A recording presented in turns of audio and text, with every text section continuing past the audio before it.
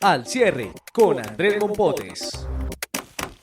Amigos, bienvenidos al cierre, el podcast de la Casa Editorial El Tiempo, en el que analizamos los hechos que le importan a Colombia y le importan al mundo, sus repercusiones y cómo lo tocan a usted. Hoy es jueves 28 de marzo del año 2019 y estos son los hechos más importantes. La nueva jugada del gobierno de Maduro contra Juan Guaidó, las repercusiones de la alerta ambiental en Bogotá, qué decidió la Corte Constitucional sobre el tema de los bienes de las FARC y la pelea que tenían sobre ese tema la Fiscalía y la JEP, y le hará a Superman López otra alegría a Colombia en la Vuelta a Cataluña. Soy John Torres, editor de Mesa Central, bienvenidos.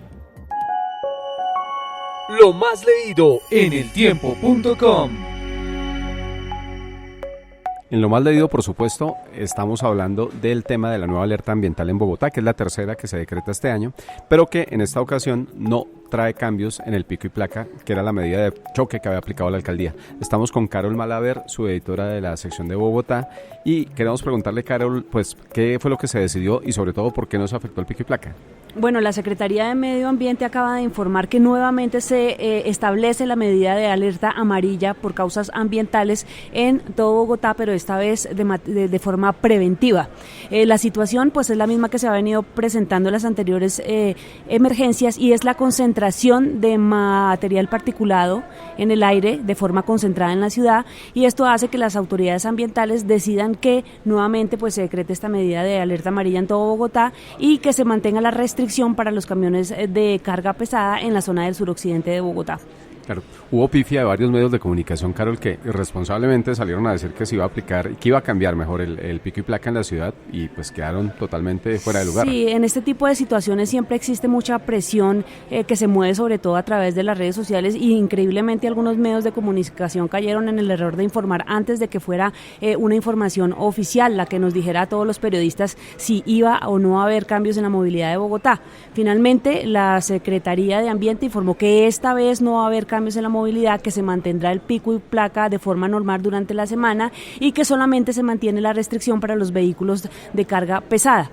¿Por qué razón se tomó esta medida? Las anteriores emergencias, los sistemas de monitoreo que tiene la Secretaría de Ambiente determinaban que la situación iba a empeorar. En esta ocasión, el monitoreo lo que ha determinado es que la situación tiende a mejorar, y por esta razón se tomó la medida de no afectar esta vez a los carros particulares. Claro, que también es una medida que impacta muchísimo en el comercio, en el sector formal, en toda la economía que se mueve alrededor de los carros, Carol. Claro que sí. Hay una situación bastante grave en esta ocasión, y es que siguen diciendo que la causa fundamental de esta situación son las quemas y los incendios que se están presentando de forma indiscriminada, ya no solamente en el territorio colombiano, sino en el territorio venezolano. Estamos por confirmar si la situación de los apagones tiene algo que ver, o cuál es la razón o quién está detrás de estas quemas. Lo que explican los expertos es que los aires llevan las partículas a la ciudad de Bogotá, o sea, el clima ha favorecido que esas partículas lleguen hasta nuestro territorio, hasta territorio, digamos, capitalino, y que, digamos que el calor o la situación de clima de Bogotá lo que ha hecho es que éstas se concentren y no quieran salir. Esa, digamos, que es un poco la explicación. Lo que sí tendremos que entrar a averiguar nosotros como periodistas es qué están haciendo para mitigar estos incendios, porque pues ya llevamos todo el año en esta situación. Concretando, Carol, mañana hay pico y placa normal en Bogotá. Esto implica que desde las 6 de la mañana hasta las 8:30 de la mañana y desde las 3 de la tarde hasta las 7:30 de la noche, los carros con placa impar no van a poder circular en la ciudad, y en el resto del día sí se van a poder mover, porque no hubo ningún tipo de cambio en esta medida de restricción del tráfico vehicular. Así es, a menos que algo extraordinario ocurra. Y las motos no tienen ningún tipo de restricción. Tampoco. Hasta el momento perfecto. No se ha anunciado ninguna medida al respecto. Pues Carol, le agradecemos muchísimo por ayudarnos a entender esta noticia, que es la más importante para la ciudad de Bogotá en este momento. Bueno. La clave de las noticias. En la clave estamos con Eduardo Soto, que es el editor de internacionales de la Casa Editorial El Tiempo, y vamos a hablar una vez más del tema de Venezuela, que es recurrente en este escenario, porque en Venezuela están pasando muchas cosas. Eduardo, cuéntenos qué fue lo que pasó hoy con Juan Guaidó, que es el presidente interino en Venezuela. ¿Qué tal, John y amigos navegantes del tiempo.com? Lo que sucedió esta mañana es que el procurador o el contralor general de Venezuela, que es una organización adscrita absolutamente al chavismo, tomó la decisión de inhabilitar por 15 años a Juan Guaidó de todo cargo público, luego de acusarlo primero de haber adulterado sus declaraciones de renta, sus declaraciones de impuestos, y segundo, haber recibido fondos internacionales sin justificación alguna. Este recurso ya había utilizado antes para sacar del camino de la carrera presidencial a un político venezolano de oposición de la talla de Enrique Capriles, y en este momento el chavismo y el régimen de Maduro se juegan esta carta para intentar de alguna manera frenar lo que es el fenómeno de Juan Guaidó en Venezuela, ya que parece ser que se han convencido de que aún no lo pueden detener, dada la protección que sobre él ha puesto el gobierno de Estados Unidos. Claro, pero Eduardo, hemos visto que a diferencia de lo que pasó inicialmente, ya están tocando a Guaidó, le detienen a su jefe de gabinete la semana pasada, ahora esta nueva decisión que a todas luces es bastante arbitraria porque dice que supuestamente, sin embargo, ya le aplican la sanción. Está pasando algo con Guaidó también y con el régimen está como más envalentonado en contra de Guaidó. Lo que pasa es que de alguna manera, John, el chavismo y el régimen de Nicolás Maduro de alguna manera le están midiendo el aceite a Estados Unidos, es decir, el análisis que ellos están haciendo es que probablemente a Estados Unidos le saldría mucho más cara una intervención de cualquier tipo en Venezuela que, por ejemplo, tener que aguantar lo que está sucediendo, por ejemplo, con la oposición.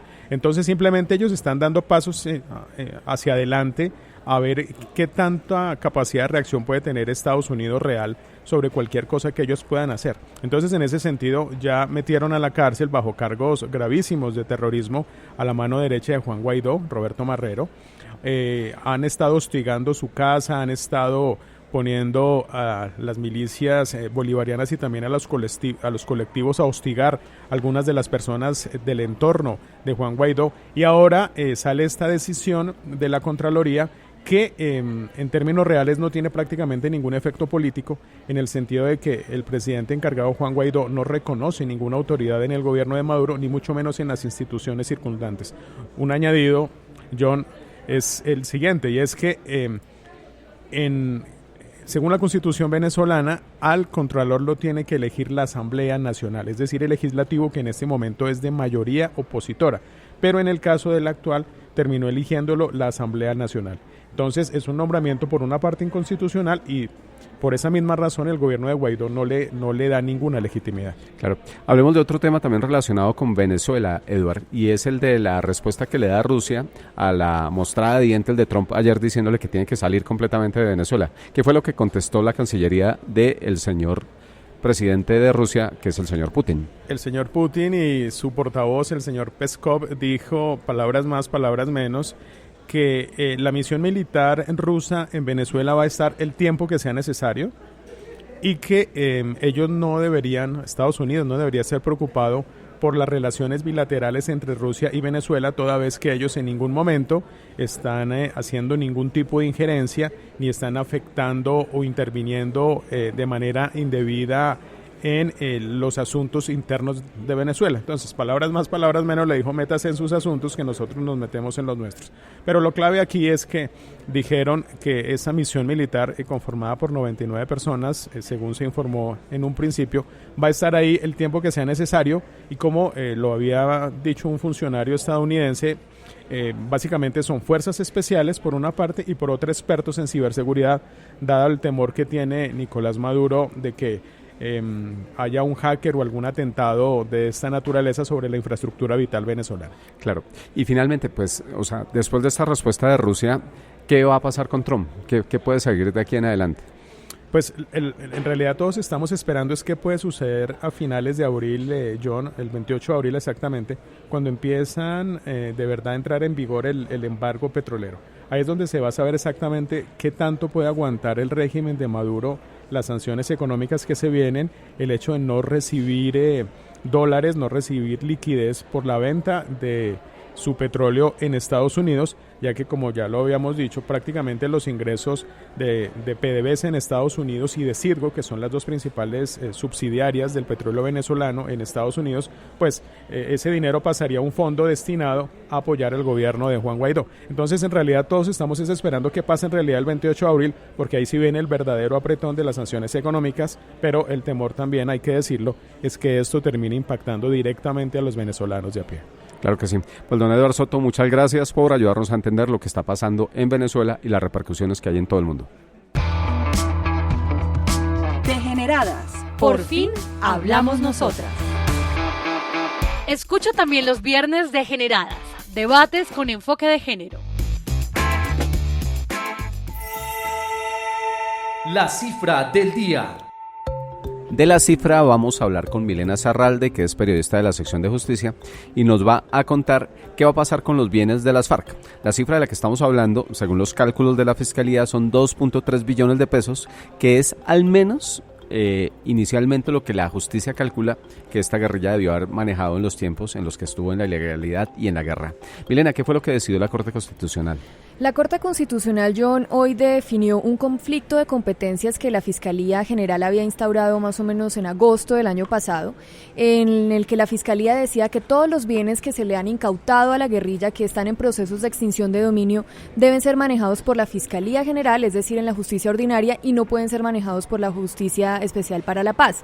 Esto porque la Justicia Especial para la Paz había pedido decretar unas medidas cautelares sobre esos bienes que están en poder de la Fiscalía, lo que hizo que la Fiscalía pues efectivamente elevara ese conflicto de competencias y dijera, esto no es de ustedes, esto es nuestro y es a nosotros a los que nos corresponde administrar, o bueno, más que administrar, tener como la posesión y la investigación sobre esos bienes.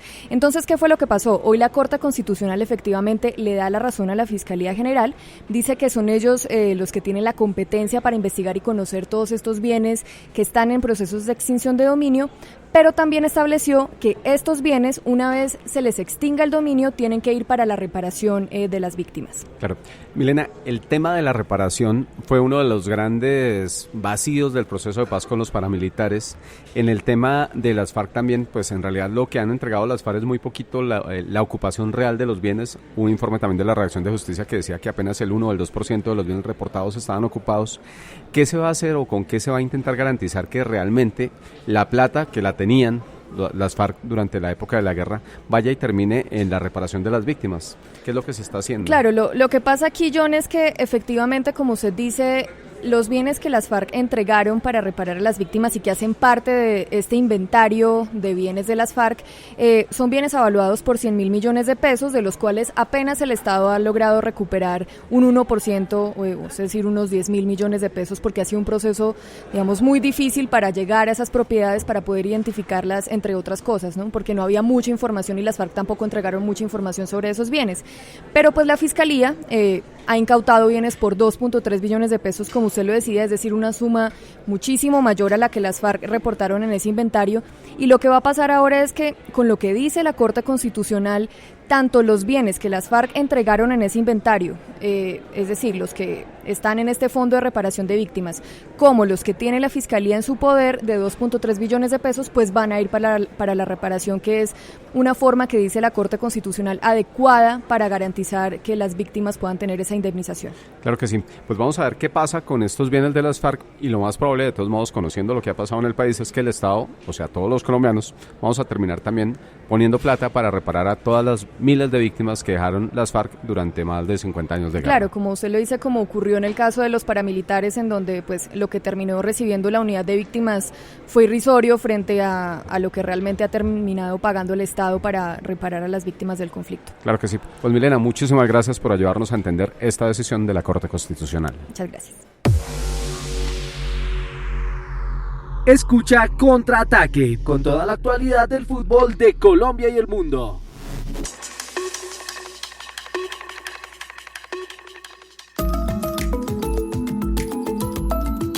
Lo que viene para su información. En lo que viene estamos con Lisandro Rengifo, que es nuestro especialista en el tema de ciclismo, y nos va a contar qué pasó hoy con Superman López, qué pasó en la Vuelta a Cataluña, y sobre todo qué podemos esperar. ¿Qué va a pasar con los colombianos en esta vuelta, que es una de las importantes de la pretemporada grande y que se realiza en España? Sí, claro, yo creo que el éxito de esta competencia es ver tantos colombianos adelante. El líder es Miguel Ángel López, que gana una etapa en La Molina, que es la etapa reina, y se pone líder. Si bien las diferencias son muy escasas, porque por ejemplo tiene a Yates a 14 segundos, a Egan, que es su compatriota, a 17, a Nairo a 25, a Dan Martin a 46, yo creo que López tiene esa carrera en el bolsillo, a falta de 3 etapas. ¿Por qué la tiene en el bolsillo? Las grandes etapas donde se pueden sacar las diferencias ya pasaron. De aquí en adelante son repechos, son bajadas, son incluso para embaladores. La única etapa que tendría algún peligro sería la del domingo, que es un circuito en Barcelona que se sube a Montjuic varias veces, pero el peligro ahí sería, o el peligro en estas jornadas sería donde él tuviera un pinchazo, donde él se cayera, donde tuviera una avería de esas. Tiene un gran equipo, que ahí es donde vale el equipo, que lo va a respaldar, porque ahora lo que tiene que hacer es estar a la defensiva. Ya atacó, ya ganó, ya es líder. Ahora es a la defensiva, correr a la defensiva, estar pendientes de sus rivales, quién sale, estar pendientes de quiénes van a ir en la fuga. Pero yo considero que hoy, a falta de 3 etapas, Miguel Ángel tiene esa carrera en el bolsillo. Bien. Lisandro, ¿qué pasa con estas carreras que pues, o sea, no son las grandes competencias, las que todo el mundo está esperando? ¿Para qué le sirve eso al ciclismo colombiano? Que ganemos tantas de estas carreras, pero cuando llega el momento de la verdad en las grandes, pues no nos va tan bien. Bueno, esas carreras sirven como preparación a esas grandes pruebas. Por ejemplo, este principio de temporada se mira mucho al Giro de Italia, que empieza el 11 de mayo. Lo que es Egan Bernal, lo que es Miguel Ángel López, Esteban Chávez van a correr el Giro de Italia. Ya hoy vemos que los rivales, tanto ellos como los rivales que van a tener en el Giro, tienen un nivel bueno. Ya López es líder, Egan está peleando, Saint-John Jess estuvo peleando la París-Niza, Adam James, que bueno, él va a ir al Tour, pero está peleando las carreras. Son pruebas que le garantizan a usted saber, son pruebas como de termómetro para saber a esta altura de la temporada, a tanto de mi gran reto del año, en qué estoy.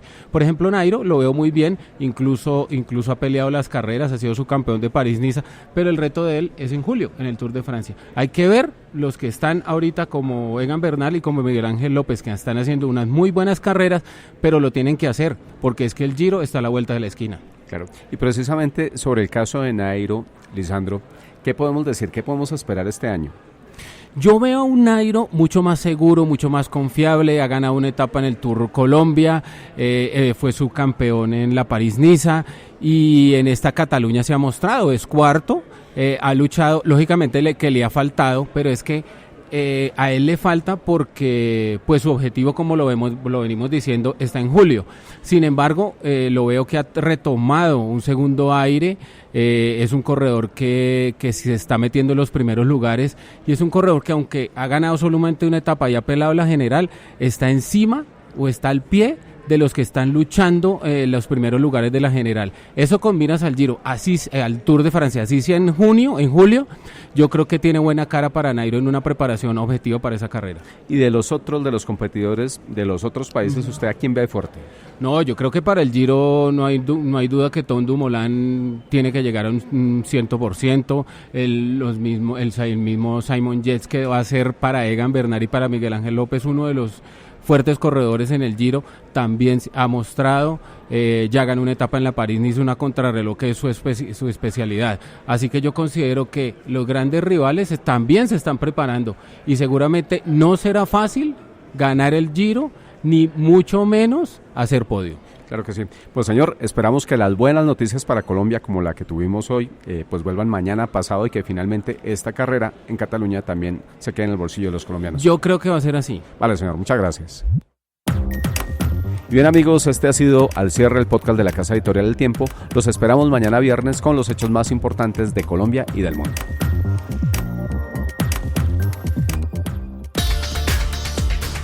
Escucha otros podcasts de El Tiempo ingresando a www.eltiempo.com/podcast.